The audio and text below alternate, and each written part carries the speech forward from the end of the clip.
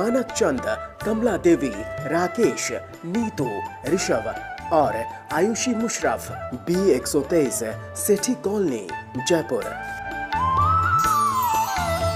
Shri Parshvanath re rolling mills limited, Durgapur 1, Vardhaman, West Bengal. Amita Jain, पत्नी अनिल कुमार जैन, संगीता जैन, पत्नी विपिन कुमार जैन। रत्नम प्रभा वाडेकर, प्रणिया शाह, रंजना कोठारे, वर्षा शाह, बारामती। श्री चंदूलाल जुबराज गांधी, फलटनकर, घाटकोपर, मुंबई एवं परिवार। अलेखा शाह, मनीष शाह, अनुपम शाह, प्रियंका शाह, सचिंत गांधी, नुपुर गांधी, श्रवंत गांधी। इंदु जैन, रंजना, विनय, सुनैना, अभिषेक, मीराबाग, नई दिल्ली।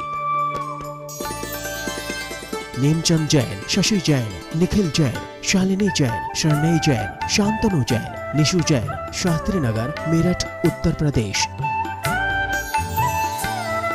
मोहिनी देवी बाकलीवाल, धर्मपत्नी स्वर्गीय श्री कल्याण मलजी बाकलीवाल। पुत्र धर्मचंद बाकलीवाल, कमल कुमार बाकलीवाल, अजीत कुमार बाकलीवाल।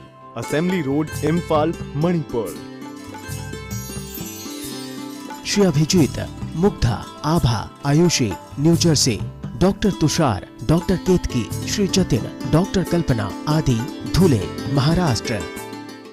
जय जिनेन्द्र तज्जयति परम ज्योति, समं समस्तैरनंत पर्यायै, दर्पण तलैव सकला, प्रतिफलति पदार्थ मालिका यत्र। पंच परमेष्ठी भगवान की जय। प्रोष्ठोपवास व्रत की चर्चा पुरुषार्थ सिद्धिपाय में चल रही है। प्रोष्ठोपवास कैसे करें, पहले दिन सप्तमी को क्या करें, अष्टमी का दिन कैसे गुजारे, नवमी के दिन प्रातः क्या करें, इस तरह पूरी चर्चा पिछली ज्ञानशाला में हुई। अब उसके आगे और चर्चा आचार्य करते हैं। देखें, इति यह षोडश यामान, गमयति परिमुक्त सकल सावद्यः,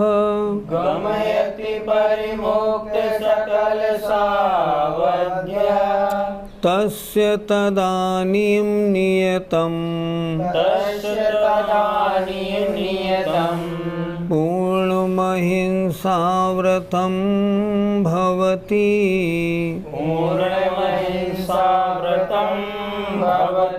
बोलिए, इति षोडश यामान, गमयति परिमुक्त सकल सावद्या, तस्य तदानीं नियतं, पूर्णमहिंसाव्रतं भवति। इति इस प्रकार, यह माने जो व्रती, षोडश माने 16, यामान माने प्रहरों को, प्रहर माने पहर, पहर माने एक पहर माने 3 घंटे, अर्थात 16 तिया 48 घंटों को। इति माने इस प्रकार, जो 16 प्रहर अर्थात 16 तिया 48 घंटों को गमयति बिताता है, परिमुक्त दूर होकर, सकल माने संपूर्ण, सावध्यः पाप क्रियाओं से। 16 घंटे तक प्रोष्ठोपवास व्रती ने क्या किया, समस्त पाप क्रियाओं से, लौकिक क्रियाओं से, सांसारिक क्रियाओं से दूर रहा। क्या किया, 16 प्रहर तक निरंतर धर्म ध्यान आत्मचिंतन में अपना समय गुजारा। इसलिए समस्त सावध्य माने पाप क्रियाओं से रहित होकर जो बिताता है, तस्य उस व्रती के, तदानी माने उस समय, नियतम माने निश्चित रूप से पूर्ण अहिंसा व्रत होता है। उन 48 घंटों में उसने क्या हिंसा की? राग द्वेष परिणाम नहीं होने दिए, जीवों की हिंसा वाला कोई कार्य उसने बिल्कुल नहीं किया। जब नहीं किया, अहिंसा व्रत कैसा हुआ? पूरा हो गया। जब वह उपरोषदोपवास नहीं करता है तब तो सांसारिक सारी क्रियाएं, घर व्यापार सारे काम करने पड़ते थे, तो हिंसा होती थी। अब जब उपरोषदोपवास का समय आया, उसने आरंभ की सारी क्रियाएं छोड़ के धर्म ध्यान सहित रात्रि में भी स्वाध्याय से नींद जीतते हुए समय निकाला है। इसलिए हिंसा का कोई काम नहीं। उस 48 घंटे वह व्रती पूर्ण अहिंसा व्रतों को पालता है। फिर देखें, इति माने इस प्रकार जो 16 16 प्रहरों को अर्थात 48 घंटों को परिमुक्त रहित होता हुआ समस्त पापों से गमयति बिताता है, गुजारता है, तस्य माने उसके, तदानी माने उस समय, नियतम माने स्पष्ट रूप से पूर्ण अहिंसा व्रत होता है। उस समय उस जीव के कोई तरस या स्थावर जीवों की द्रव्य हिंसा नहीं होती और कोई भाव हिंसा राग द्वेष रूप परिणाम नहीं होते, इसलिए उसके पूर्ण अहिंसा व्रत होता है। पंडित जी, उपरोषदोपवास व्रती वो 16 पहर तक अपने घर वालों से या रिश्तेदार वालों से बात भी नहीं करेगा? घर वालों को, अपने स्त्री पुत्र किसी को भी मालूम है अब ये मंदिर गए हैं, अब 48 घंटे तक कोई चर्चा नहीं करेंगे, तो वो चर्चा करने आएंगे ही क्यों? देखो, सोचने की बात है। आपको अपना रास्ता स्वयं बनाना है। आपने रास्ता बना लिया, मुझे 48 घंटे तक सारी चर्चाओं से दूर रहना है। एक बार की बात, हम 18-17 लोगों ने ये निर्णय किया कि इस बार 3 दिन का तेला करेंगे। तेले का निर्णय हो गया। हमारे मंदिर जी के नीचे एक बहुत बड़ा हॉल था, उसी हॉल में हम लोगों ने अपना सोना उठना बिछाना बना लिया और नियम बना दिया था, कोई व्यक्ति अपने घर वालों से बात नहीं करेगा, कोई फ़ोन से नहीं सुनेगा, कुछ भी बात नहीं करेगा। वास्तव में 3 दिन तक कोई घर वाला उनसे कोई चर्चा करने नहीं आया। जब किसी को मालूम पड़ जाता है ना कि ये बात करेंगे नहीं तो कोई आएगा क्यों, और सब लोग उनके धर्म ध्यान में साधक बनेंगे या बाधक बनेंगे? जब साधक बनेंगे तो वो उतने समय के लिए संन्यास लेके मंदिर में आ गए हैं, उनको डिस्टर्ब क्यों करें? अगर कभी कोई भूल से आएगा भी, वो कहेगा अभी नहीं, 3 दिन बाद आना, हटा देगा। क्यों हटा देगा? उसे स्वयं पसंद नहीं है राग द्वेष वाली चर्चा करना। इसलिए उपरोषदोपवास व्रती उत्कृष्ट तो वही है जो एकांत में निवास करे और 16 प्रहर तक सांसारिक चर्चा नहीं करे। तभी तो आचार्य कह रहे हैं उसके पूर्ण अहिंसा व्रत होता है। अगर उसने उसके दौरान में मान लो अखबार पढ़ना भी शुरू कर दिया आधे घंटे रोजाना, तो भी अहिंसा व्रत नहीं हुआ। चित्त में राग द्वेष चलने लगेगा, घर वालों से बात करेगा तो भी अहिंसा व्रत नहीं पलेगा, भाव हिंसा हो ही जाएगी, द्रव्य हिंसा नहीं होगी। तो इसलिए सबको मालूम है कोई वहाँ आएगा नहीं, और आएगा भी तो वो बात करेगा नहीं। पंडित जी, उपरोषदोपवास के दिनों में क्या व्यक्ति यात्रा कर सकता है? कैसी भी यात्रा करे, यात्रा बस से होगी, कार से होगी, ट्रेन से होगी, उनमें हिंसा तो लगेगी लगेगी। उपरोषदोपवास व्रती कभी भी हिंसा वाला कार्य नहीं करेगा, वो आरंभ के इन कार्यों में प्रवृत्त नहीं होगा। वो तो स्पष्ट बोलेगा मेरा उपरोषदोपवास है, मैं अभी यात्रा इसके बाद करूँगा, अभी नहीं। अगर यात्रा के दौरान मान लो कभी वो प्रसंग आता है तो वो यात्रा के दौरान ही 2 दिन तक एक ही स्थान पे रह के अपने 16 प्रहर निकालेगा, क्योंकि उसको तो अपने व्रतों का उत्कृष्ट रूप से पालन करना है। जितनी ढील देगा, जितनी हिंसा करेगा, उपरोषदोपवास व्रत उसकी पूर्ति उतनी कम मानी जाएगी। पंडित जी, उपरोषदोपवास व्रती अगर टीवी पर महाराज जी आदि के प्रवचन सुनता है तो उसके पूर्ण अहिंसा व्रत कहाँ से हुआ? विचार करो, क्या महाराज के प्रवचन सुनते समय उसके चित्त में राग द्वेष हुए, उसके चित्त में मूर्छा हुई, ममत्व परिणाम हुआ, कोई कषाय का उदय हुआ? किसी का नहीं, बल्कि उल्टे वो प्रवचन सुनने से भावों की विशुद्धि बढ़ी। अच्छा, दूसरी बात, इस तरह तो भाव हिंसा नहीं हुई। अब सोचो, क्या टीवी देखा उसने, आधे 1 घंटे महाराज का प्रवचन सुना, तो क्या स्थावर या त्रसजीवों की हिंसा हुई? कोई हिंसा नहीं। जब हिंसा नहीं तो फिर पूर्ण अहिंसा व्रत का पालन क्यों नहीं हुआ? ऐसा जीव अपने परिणामों की विशुद्धि के लिए यदि मात्र ऐसे विशुद्ध धार्मिक प्रोग्राम देखता है जो परिणामों की विशुद्धि बढ़ाने में कारण है, तो कोई आपत्ति नहीं है, देख सकता है। इन कार्यों में हिंसा नहीं लगती। इन कार्यों को देखने के बाद भी उसका अहिंसा व्रत पूर्ण ही रहेगा। पंडित जी, अगर कोई पुरुष दूतवास व्रती व्यक्ति सर्विस पर जाए या कोई बिजनेस करे तो उसका व्रत भंग हो जाएगा? व्रत भंग तो नहीं माना जाएगा, लेकिन परिणामों में विशुद्धि कम होने के कारण और व्रत में दोष लगने के कारण उसको फल बहुत कम मिलेगा। व्रतों का पालन भी उत्कृष्ट, मध्यम, जघन्य अलग अलग अपेक्षाओं से होता है। जैसे आप पूजा करें, पूजा में आप सामग्री भी बढ़िया लाएं, भाव भी अच्छे लगाएं, लय स्वर से करें, खूब भक्ति भाव से करें, आपको फल ज़्यादा मिलेगा। उसी तरह अगर कोई प्रोषदोपवास व्रती प्रोषदोपवास के दौरान जितने नियम या जो बातें यहाँ बताई गई हैं उन सब का पालन करते हुए अपना सप्तमी का दिन, अष्टमी का दिन और नवमी का दिन निकालता है, उसके तो महान कर्मों की निर्जरा, महान पुण्य का बंध होगा। अगर ऐसा न करते हुए अगर वो व्यापार या नौकरी में जाता है या उसको जाना पड़ता है तो उसको फल उतना विशेष नहीं मिलेगा। एक तरह से समझें तो फल में विशेष कमी हो जाएगी। जितने अन्य कार्यों में लगेगा उतने परिणामों में राग द्वेष और आरंभ बनेंगे। प्रोषदोपवास व्रत तो भंग तो नहीं होगा, लेकिन सदोष हो जाएगा, अतिचार सहित हो जाएगा, उसका फल उसे कम मिलेगा। आचार्य ने लिखा, पूर्ण अहिंसा व्रत पलता है। क्यों पलता है? अगला श्लोक बोलता है, देखो, भोगोपभोग हेतोः स्थावर हिंसा भवेत् किलामीशाम्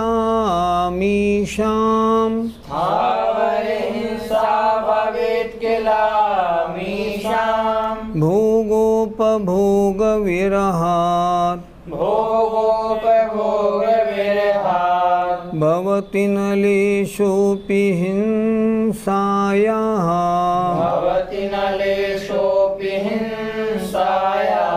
बोलिए, भोगोपभोग हेतोः स्थावर हिंसा भवेत् किलामीशाम् भोगोपभोग विरहात् भवति नलेशोऽपि हिंसायाः। भोगोपभोग हेतोः, भोग और उपभोग के कारण होने वाली स्थावर हिंसा, स्थावर जीवों की हिंसा भवेत होती है, किल माने निश्चय से, अमीशाम इन देशवृत्ति श्रावकों के, अमीशाम इन देशवृत्ति श्रावकों के। क्या कह रहे हैं आचार्य?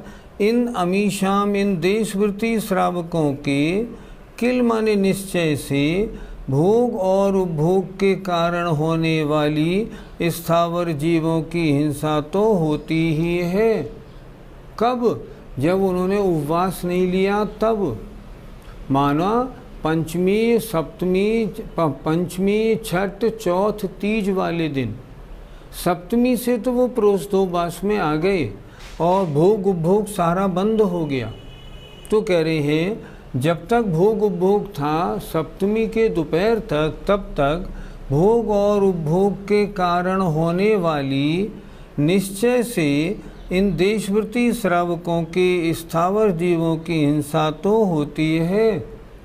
लेकिन अब जब ये प्रोषदोपवास व्रत में आ गए हैं, ना भोग है ना उपभोग है, अब वो हिंसा कहाँ, अब नहीं। अब कह रहे हैं भोग और उपभोग के विरहात दूर हो जाने से ना तो अब भोग है ना उपभोग है, इसलिए भोग और उपभोग के दूर हो जाने से लेशोपि हिंसायाः, थोड़ी सी भी हिंसा न भवति, नहीं होती है। किस चीज़ का भोग कर रहा है प्रोषदोपवास व्रती? किसी चीज़ का नहीं। किस चीज़ का उपभोग कर रहा है? किसी चीज़ का नहीं। तो भोग उपभोग संबंधी हिंसा इसके है क्या? बिल्कुल नहीं, शून्य है। जब शून्य है तो पूर्ण अहिंसा व्रत पला के ही पला। हाँ, पलना तो चाहिए, वही आचार्य कह रहे हैं। पंडित जी, भोग और उपभोग में क्या अंतर है? जो वस्तु एक बार भोगी जाए वो भोग, बार बार भोगने में आए वो उपभोग। जैसे रोटी खाना, पानी पीना इत्यादि कार्यों में भी हिंसा है कि नहीं? हाँ, हिंसा तो है। उपभोग, कार में बैठना, कपड़े पहनना इत्यादि कार्यों के उपभोग करने में हिंसा है कि नहीं? है। भोग और उपभोग संबंधी हिंसा होती है कि नहीं? बिल्कुल होती है। जब तक वो श्रावक अपने घर गृहस्थी के कार्यों में लगा हुआ है, उसके भोग उपभोग संबंधी हिंसा तो होगी ही, और उसमें जीवों का विघात होना स्वाभाविक है। हमने माना त्रस्त जीवों की हिंसा करने वाले कार्य वो नहीं करेगा, लेकिन स्थावर जीवों की हिंसा होना तो स्वाभाविक है।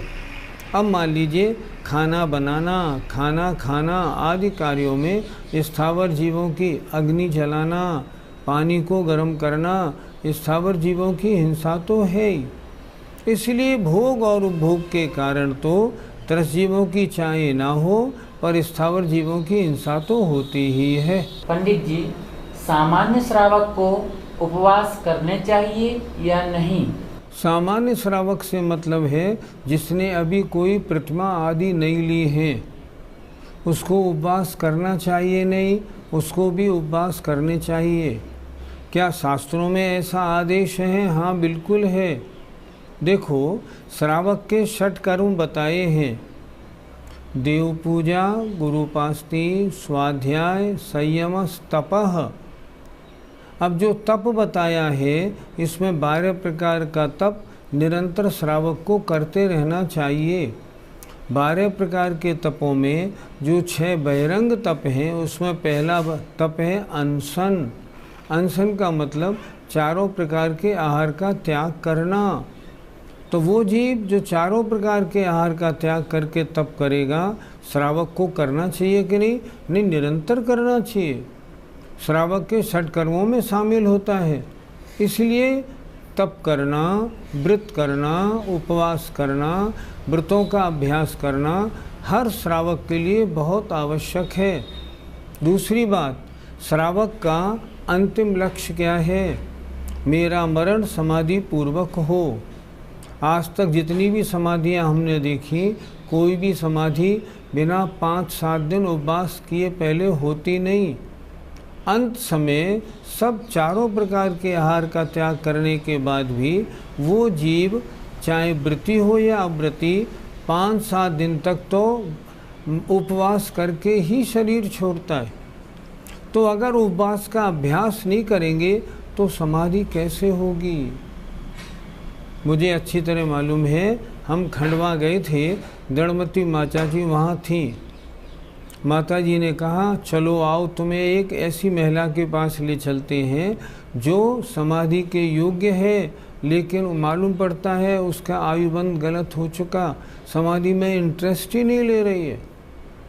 माता जी के साथ जब माता जी आहार से लौटी, हम उनके घर में, सड़क के पास ही घर था, गए। माता जी ने उन महिला को बहुत समझाया।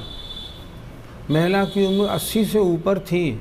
माता जी ने उनसे कहा, समाधि की बात करो, अब देखो डॉक्टर मने कर गया है, 2-3 दिन तुम्हारी आयु शेष है, समाधि की बात करो। वो अम्मा बोली, माताजी मैं भूखी नहीं रह सकती, आहार छोड़ दो। मैं नहीं छोड़ूंगी। मेरे सामने माताजी ने पूछा, तो वो महिला कहती है, मैं कितनी रोटी खाई तुमने? मैंने सिर्फ चौथाई रोटी खाई है। इतनी कम रोटी लेती हो, छोड़ दोगी तो क्या हो जाएगा? नहीं माताजी, मैं नहीं छोड़ सकती। उन्होंने नहीं छोड़ा। अगले दिन सुबह 10 बजे उनका शरीर छूट गया। प्रत्येक श्रावक को चाहिए तप करने का अभ्यास बनाए। तप करने का, व्रत करने का, उपवास करने का अभ्यास बनेगा कैसे? ऐसे बनेगा, पहले एक आसन करना शुरू करें, आराम से हो गए। अब एक दिन का नियम लें उपवास का, मैं अनंत चतुर्दशी के दिन उपवास रखूँगा, आनंद से हो गया। अब एक बार 2 दिन का उपवास करें, वो भी आराम से हो गया। तो 3 दिन का उपवास करें। अपनी शक्ति की परीक्षा हमें स्वयं करनी है। आज के जो नए युवा हैं ना, वे युवा इन व्रतों के नाम से डरते हैं। उन्होंने अपनी आदतें ख़राब बना ली। वो क्या करते हैं, उन्हें तो सुबह उठते ही पहले चाय चाहिए, बिना चाय के काम नहीं बनता। ऐसे कैसे श्रावक के व्रतों का पालन होगा? श्रावक के षट कर्मों का पालन नहीं हो पाएगा। इसलिए व्रतों का, उपवासों का अभ्यास हम सबके लिए जीवन में ज़रूरी है। हम सबको अभ्यास करना चाहिए। पंडित जी, रोज दो उपवास करने वाले जीवों की पुण्य बंद होता है या कर्मों की निर्जरा होती है?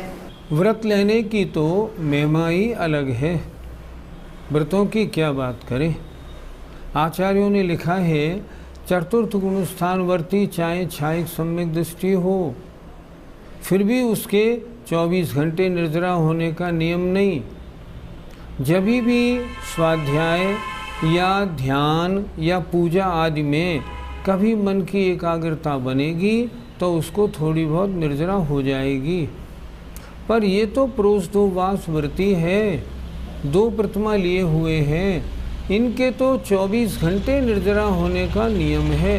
कितना व्रत की लेने की कितनी महिमा है, देखो तो सही। अव्रती चाहे छायिक सम्यक दृष्टि हो और व्रती चाहे घटिया वाला छायोपशमिक सम्यक दृष्टि हो, लेकिन अव्रत सम्यक दृष्टि चाहे छायिक हो, उसके व्रत नहीं है, व्रत समय निर्जरा नहीं। और जिसने 2 प्रतिमा ले ली है, अणुव्रत गुणव्रत शिक्षा व्रतों का पालन कर रहा है, वो चाहे घर में रोटी बनाए महिला, झाड़ू लगाए या कुछ भी कार्य करे, उसके तो 24 घंटे निर्जरा होती है। निर्जरा होने में कारण क्या है? व्रतों को धारण करना। यहाँ जो प्रोषदोवास व्रती की चर्चा हो रही है, ये प्रोषदोवास व्रती के प्रति समय निर्जरा तो है ही, और जितनी प्रतिमाएं बढ़ती जाती हैं उतनी निर्जरा और बढ़ती जाती है, और जितना मन लगा के इन कार्यों को करता है उतनी निर्जरा और ज़्यादा होती है। किसी ने प्रोषदोवास व्रत किया, अनादर सहित किया, आज गर्मी बहुत है, हे भगवान आज कैसे हो पाएगा, आज तो बड़ा मुश्किल है। प्रोषदोवास व्रत बड़ा कड़ा होता है।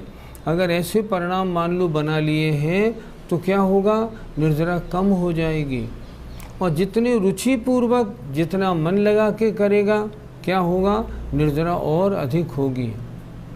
ऐसे जीवों के निर्जरा तो होती है और महान पुण्य का बंध भी होता है। जो पाप कर्म पहले बंधे हुए हैं वे तो क्षय को प्राप्त होते हैं, उनकी तो निर्जरा होती है, और नवीन 7 पुण्य का बंध वृत्ति करता है। महान पुण्य का बंध ऐसे जीवों के होता है। कुछ लोगों की ऐसी धारणा है अणुव्रत और महाव्रत तो बंध के कारण है। नहीं, ऐसा बिल्कुल नहीं कहना।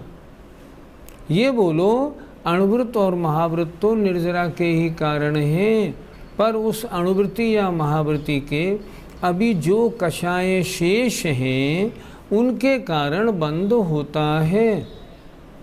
महाव्रत बंध के कारण नहीं, लेकिन महाव्रति के बंध होता है, ये अलग बात है।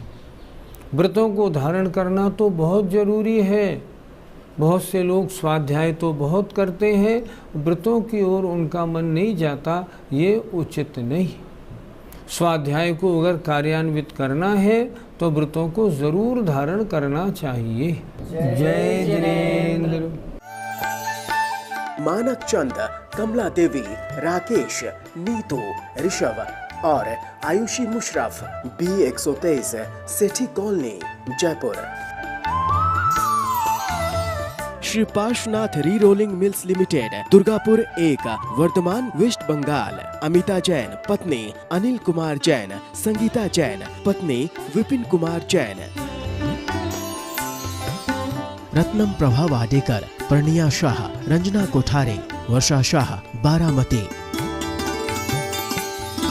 श्री चंदूलाल जुबराज गांधी, फलटनकर, घाटकोपर, मुंबई एवं परिवार। अलेखा शाह, मनीष शाह, अनुपम शाह, प्रियंका शाह, सचिंत गांधी, नुपुर गांधी, श्रवंत गांधी। इंदु जैन, रंजना, विनय, सुनैना, अभिषेक, मीराबाग, नई दिल्ली। नेमचंद जैन, शशि जैन, निखिल जैन, शालिनी जैन, शरणई जैन, शांतनु जैन, निशु जैन, शास्त्री नगर, मेरठ, उत्तर प्रदेश। मोहिनी देवी बाकलीवाल, धर्मपत्नी स्वर्गीय श्री कल्याण मलजी बाकलीवाल। पुत्र Dharamchand Bakliwal, Kamal Kumar Bakliwal, Ajit Kumar Bakliwal. Assembly road, Imphal, Manipur. Shri Abhijit, Mugdha, Abha, Ayushi, New Jersey. Doctor Tushar, doctor Ketki, Shri Jatin, doctor Kalpana आदि, धुले, महाराष्ट्र।